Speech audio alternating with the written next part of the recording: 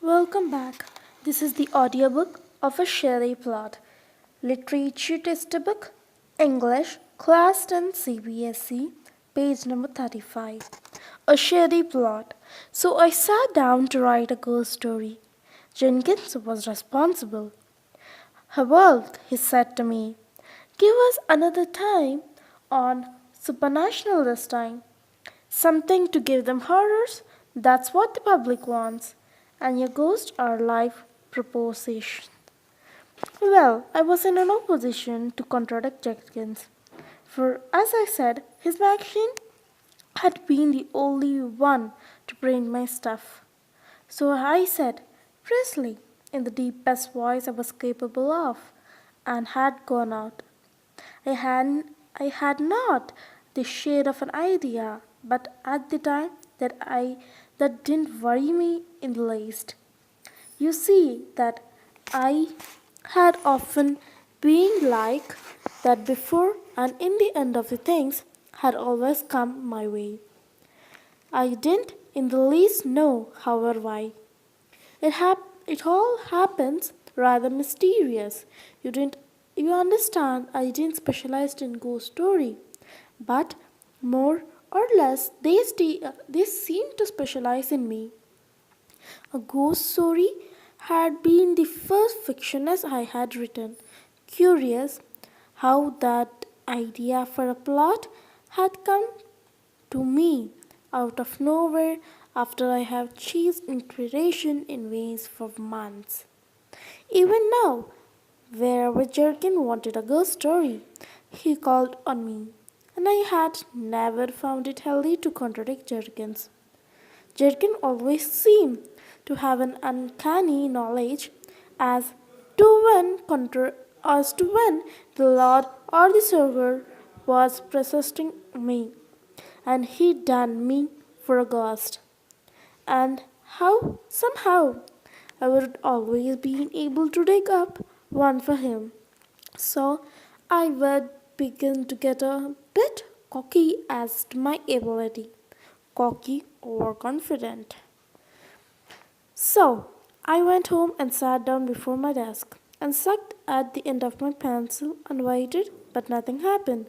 Pre-moon my mind began to wander off on other things, incidentally unghostly and material things such as my wife's shopping and how on earth I was going to cure her of her was to cure her of her alarming tendency to get every new fad that come along and were to get dead. But I realized that would never ever get me any place, so I went back, staring at the ceiling. This writing business is delightful, isn't? I said sarcastically at last, out loud too. You see, I had reached the stage of empathy, no feeling at all, when I was talking to myself. Yes, said a voice at the other end of the room. I should say it is, said it. I admit I jumped. Then I looked around. It was twilight by the time, and I forgotten to turn on the lamp. The other end of the room was full of shadows and furniture. I I sat staring at it and presently noticed something taking a shape. It was exactly like watching one of the moving pictures in the cartoon being put together. First, an arm came out, then a bit of sleeve of a square white shirt waist, then a leg and a plaid skirt. Until at last there was she complete. Whoever was she? She was long and angular, with huge fishy eyes behind big bone rimmed spectacles, and her hair in a tight wad at the back of her eyes. Yes, I seemed able to see right through her head. And her jaw, well, it looked so solid that for a moment I began to doubt my my very own senses and believe she was real after all. She came over and stood in front of my eyes, and I glared at her.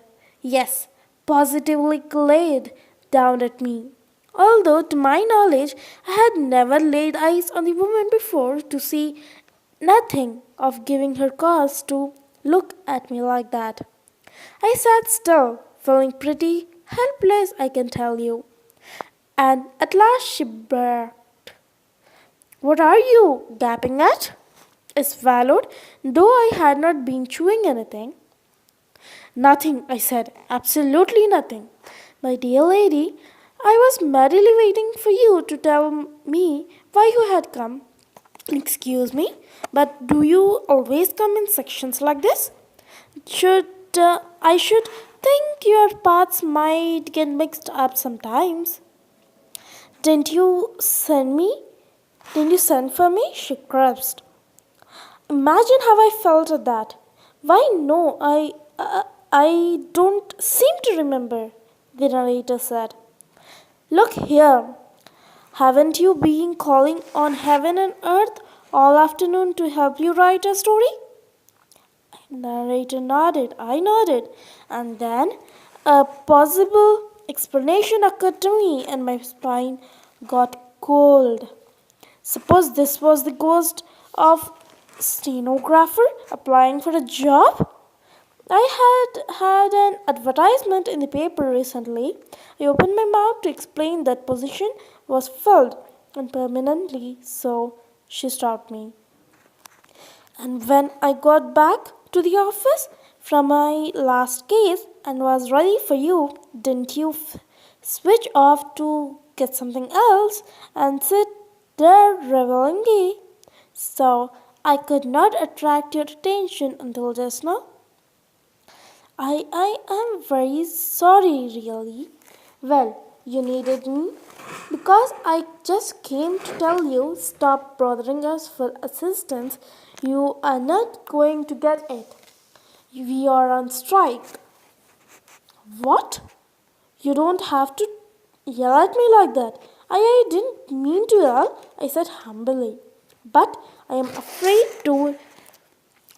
afraid I didn't quite understand you.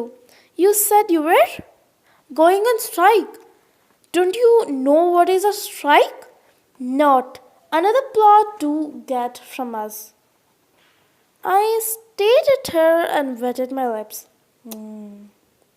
Is it that where they have been coming from? Of course, where else? But my ghosts aren't a bit like you. If they were, people would not believe in them." She dropped herself on the top of my desk among the pens and ink bottles and leaned towards me. "In the other life, I used to write." "You did?" Yes, I nodded. "But that has nothing to do with my present form." "It might have, but I gave it up at last for that very reason, and I went to work as a reader on a magazine." She sighed and rubbed the end of her long eagle nose with a rhapsodic finger, the once mind full of memories. "Those were terrible days. The memory of them made me mistake purgatory for the paradise. And at last, when I attained my present state of being, I made up my mind that something should be done. I found others who had suffered similarly, and between us, we organized the Writers' Inspiration Bureau. We sought around until we find a writer without ideas and with a mind soft enough to accept impressions. The case is brought to the attention of main office and one of us assigned to it. When that case is finished, we bring in a report.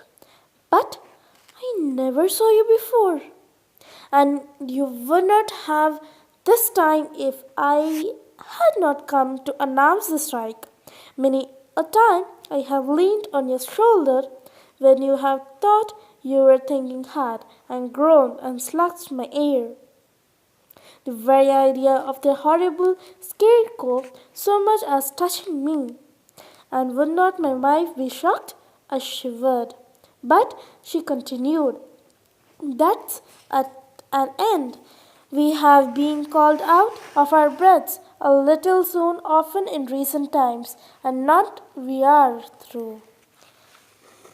But my dear ma'am, I assure you, I have done nothing to you. I hope I am properly grateful and all that you see. Oh, it isn't you, she explained patriotically. It's those Ojabud Fontanics. There was a time when we had nothing much to occupy us and used to hunt a little on the side purely for amusement, but not anymore. We have to give up hunting almost entirely. We sit at the desk and answer questions now. And such questions, shook her head hopelessly, and taking off her glasses, whipped them and put them back on her nose again. But what have I got to do with that? She gave me a pityingly look and arose. You are to exert your influence. Get all your friends and acquaintances to stop using the Oja board, and then we will start helping you to write. But there was a footstep outside my door. John, oh John, called the voice of my wife. I waved my arms at the ghost with something of the motion of a beginner when learning to swim. Ma'am, I must ask you to leave at once. Consider the impression if you were seen here. The ghost nodded and began very sensibly. I thought, to demobilize and evaporate. First, the organs on our feet, guests, the opened up